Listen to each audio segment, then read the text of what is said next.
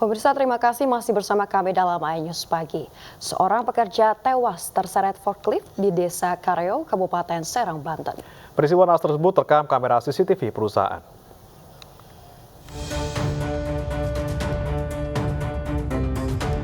Nasib naas menimpa seorang pekerja di PT Powerblock Indonesia, Desa Kareo, Kabupaten Serang, Banten.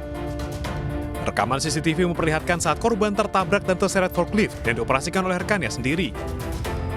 Tong Supriyadi yang bekerja sebagai sopir truk ini akhirnya meninggal dunia saat perjalanan menuju rumah sakit. Pihak keluarga korban menyesalkan keterangan pihak perusahaan yang menyebut peristiwa merupakan kecelakaan murni. Keluarga menduga ada unsur kesengajaan karena korban adalah aktivis buruh yang vokal menuntut perusahaan. CCTV dari perusahaan itu tidak demikian. Saudara saya, ponakan saya, Entong almarhum itu sedang jalan di Plan 3 mau ngambil mobil. Gitu. Jadi tergusur seolah digusur gitu. Bukan, intinya bukan naliin, sedang jalan digusur forklift, gitu aja. Intinya itu kejadian yang sebenarnya sesuai fakta CCTV dari perusahaan PWI. Karena pihak perusahaan dianggap tidak memiliki etikat baik, pihak keluarga korban rencana akan menempuh jalur hukum. Dari Serang, Banten, Mahesa Apriyandi, iNews melaporkan. Pemirsa, mayat wanita termutilasi ditemukan di kamar mandi sebuah kontrakan di Kabupaten Bekasi, Jawa Barat. Kondisi jenazah sudah rusak dan terbungkus kantong plastik hitam.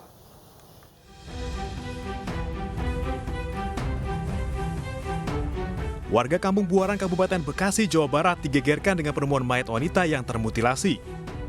Jenazah ditemukan di kamar mandi sebuah kontrakan dalam kondisi yang sudah membusuk dan terbungkus plastik hitam. Korban diduga sudah tewas sejak 1 bulan lalu.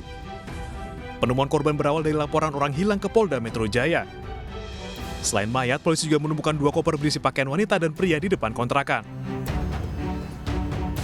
Warga sekitar nggak menyium bau busuk atau gimana bang, warga-warga daerah sini? Enggak, bahkan tetangganya pun ini Pak Fajar sebenarnya juga dia menyium apa-apa. Karena mungkin ya si pelaku udah ahli lah, udah dipikirin sama dia mata-mata caranya gimana supaya nggak bau, tipisnya rapi, terus ventilasi ditutup sama plastik. Terduga pelaku telah berhasil diamankan. Sementara motif pembunuhan masih diselidiki Polres Metro Bekasi dan Polda Metro Jaya. Dari Kabupaten Bekasi, Jawa Barat, Didi Junaidi, iNews melaporkan. Seorang seleb TikTok tewas terbakar bersama satu rekannya di Kabupaten Morowali Utara. Hingga kini polisi masih menyelidiki penyebab kebakaran tersebut.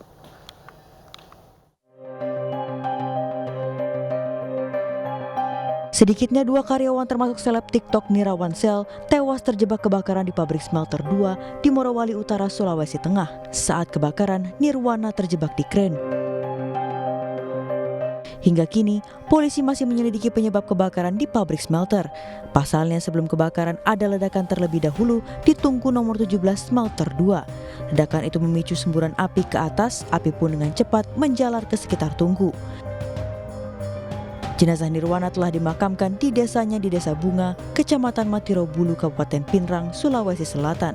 Ibunda Nirwana mengenang sosok anak ketiga dari 4 bersaudara ini. Sosoknya yang ceria dan pekerja keras selalu menjadi perhatian di tempatnya bekerja, hingga akhirnya dipercaya menjadi operator kren. Pokoknya murah senyum, iya tidak ada kecuali kan anak-anak orang tua, iya. Baru itu anak kasihan, ya begitu, intinya selalu rasa kasihan juga sama orang. Sementara itu hingga kini PT GNI belum bersedia memberikan statement lebih lanjut. Menurut Humas PT GNI, kasus ini sudah diselesaikan dengan kekeluargaan. Tim Liputan iNews melaporkan. Polisi menemukan ladang ganja seluas 1 hektar di Rejang Lebong, Bengkulu. Saat digerebek, terduga pemilik ladang ganja kabur dan meninggalkan anak beserta istrinya yang tengah hamil di Pondok Kebun.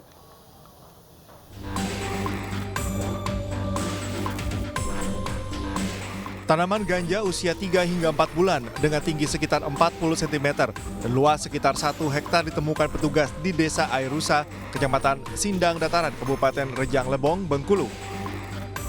Untuk mencapai lokasi, petugas berjalan kaki selama 2 jam dengan medan berbukit. Pohon ganja disamarkan di sela-sela tanaman kopi untuk mengelabui petugas. Tanaman ganja dimusnahkan dengan cara dicabut. Dari perhitungan sementara terdapat lebih dari 100 batang tanaman ganja. Saat digerebek, pemilik ladang ganja kabur dan meninggalkan anak serta istri yang tengah hamil. Petugas juga menemukan ganja kering siap edar di pondok kebun.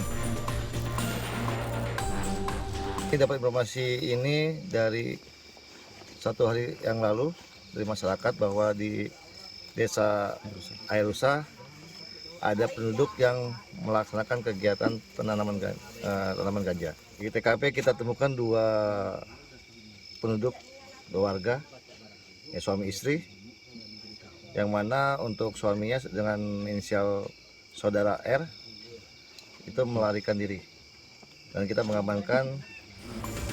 Petugas masih memburu terduga pemilik ladang ganja yang telah dikantongi identitasnya.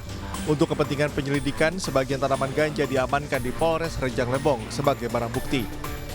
Dari Rejang Lebong, Bengkulu, Endro Duwirawan, iNews melaporkan. Nasib ratusan pengungsi Rohingya yang terdampar di Aceh masih belum jelas. Dalam pilu ketidakpastian dan didera sejumlah penyakit serta gizi buruk, mereka hidup dengan mengandalkan bantuan Pemda setempat.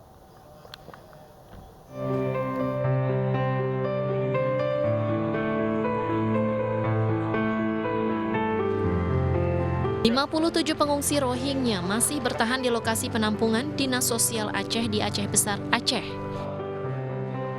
Pemerintah bersama UNHCR dan sejumlah LSM memberi bantuan berupa makanan, pakaian, obat-obatan, dan pemeriksaan kesehatan. Sementara itu, Pemda setempat masih berkoordinasi dengan pemerintah pusat terkait penanganan para pengungsi. Karena pada saat ini kita masih berkoordinasi dengan pemerintah pusat melalui Satgas Penanganan Pengungsi Luar Negeri yang berada di Jakarta. Untuk saat ini, tim UNHCR sendiri sedang berkoordinasi juga baik di level lapangan maupun di level Jakarta. Saat ini kita sedang berkoordinasi dengan pemerintah Aceh Besar, pemerintah Aceh, dan juga pemerintah pusat untuk penanganan pengungsi Rohingya ke depannya itu akan. Sebelumnya, 185 pengungsi Rohingya juga terdampak di Kabupaten Pidi Aceh Senin lalu. Kondisi mereka sangat memprihatinkan setelah berhari-hari terombang-ambing di lautan. Mereka kelaparan dan kekurangan cairan. Sebagian dari mereka juga terserang sejumlah penyakit seperti gatal-gatal, diare, dan demam. Bukan kali ini saja Muslim Rohingya terdampar di Indonesia. Mereka menganggap Indonesia dan Malaysia sebagai negara yang terbuka dengan warga negara asing Muslim. Muslim Rohingya merupakan populasi tanpa kewarganegaraan terbesar di dunia. Kudeta militer Myanmar 1962 menjadi awal mimpi buruk Muslim Rohingya di Rakhine. Bahkan setelah junta dibubarkan, etnis Rohingya semakin dikucilkan dan ditindas. Akhirnya mereka terpaksa melarikan diri demi keselamatan hidup. Tim Liputan iNews melaporkan. Majelis Hakim Pengadilan Negeri Serang bebaskan artis Nikita Mirzani atas kasus pencemaran nama baik dan Undang-Undang ITE. Keputusan ini diambil lantaran Dito Mahendra selaku saksi absen dalam sidang.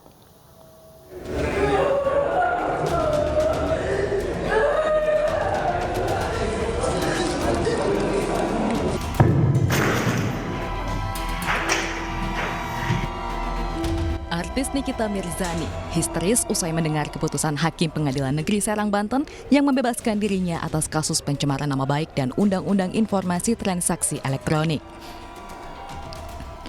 Nikita dibebaskan usai Dito Mahendra, saksi korban dari jaksa penuntut umum yang juga pelapor, tidak hadir 4 kali di persidangan. Merujuk pasal 185 KUHP, keterangan saksi di persidangan merupakan alat bukti yang sah. Dengan tidak hadirnya Dito, maka jaksa tidak dapat membuktikan tuduhan terhadap Nikita yang dijerat kasus pencemaran nama baik dan Undang-Undang ITE tersebut.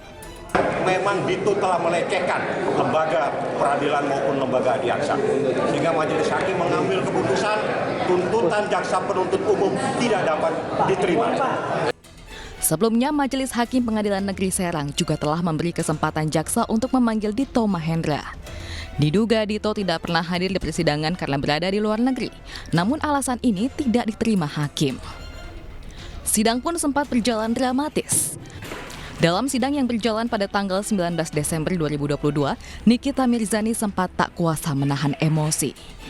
Nikita melempar map hijau ke arah meja tim pengacaranya usai persidangan di Pengadilan Negeri Serang, Banten. Map hijau tersebut diduga berisi berkas pemeriksaan kesehatan. Nikita emosi karena merasa dipersulit terkait pengobatannya oleh jaksa penuntut umum. Kasus berawal dari postingan Nikita di Instagram. Dito Mahendra melaporkan Nikita ke polisi atas postingannya tersebut. Polres Serang Kota langsung mendatangi rumah Nikita Mirzani pada 15 Juni 2022. Polisi pun sempat mengepung rumah Nikita selama 10 jam, namun Nikita tidak jadi dijemput. Usai pengepungan tersebut, Nikita didampingi kuasa hukumnya mendatangi Polres Serang untuk diperiksa sebagai saksi. Kemudian, Nikita ditetapkan sebagai tersangka atas kasus pencemaran nama baik. Namun selama sidang Dito Mahendra tidak pernah hadir. Tim Liputan iNews melaporkan. Informasi lainnya pemirsa, komunitas nelayan pesisir Nusa Tenggara Timur mendeklarasikan diri untuk mendukung Ganjar Pranowo maju sebagai calon presiden di pemilu 2024. Deklarasi diisi dengan aksi bersih-bersih pantai di Desa Tado, Kecamatan Priung, Kabupaten Ngada. 300 nelayan dari komunitas nelayan pesisir melakukan aksi bersih-bersih pantai di Desa Toda Ngada, Nusa Tenggara Timur. Aksi ini sebagai simbol kerja nyata yang harus dilakukan pemimpin di masa mendatang. Para nelayan berharap jika Ganjar terpilih, nasib mereka akan lebih diperhatikan.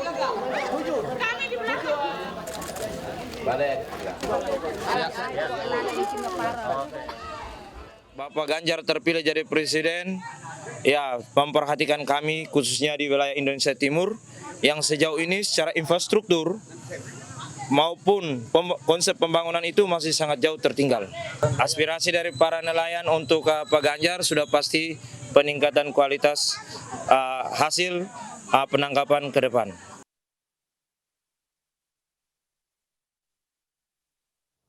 Sementara itu, pemirsa, relawan Puan DKI Jakarta membagikan 1.000 paket sembako bagi masyarakat kurang mampu. 1.000 paket sembako dibagikan untuk warga kurang mampu, janda hingga lansia di sejumlah kelurahan di Jakarta. Selain membantu meringankan beban masyarakat, kegiatan ini diharapkan dapat semakin merapatkan barisan para relawan untuk mendukung Puan Maharani sebagai calon presiden tahun 2024 mendatang. Terima kasih relawan Puan yang sudah memberikan sembako kepada warga kami maupun RW dan warga kami. Semoga Bu Puan lebih sukses lagi menjadi presiden, ke depannya lebih maju lagi. Pemirsa, serangan roket di Suriah Timur menewaskan sedikitnya 10 orang. Informasinya hadir usai jeda berikut.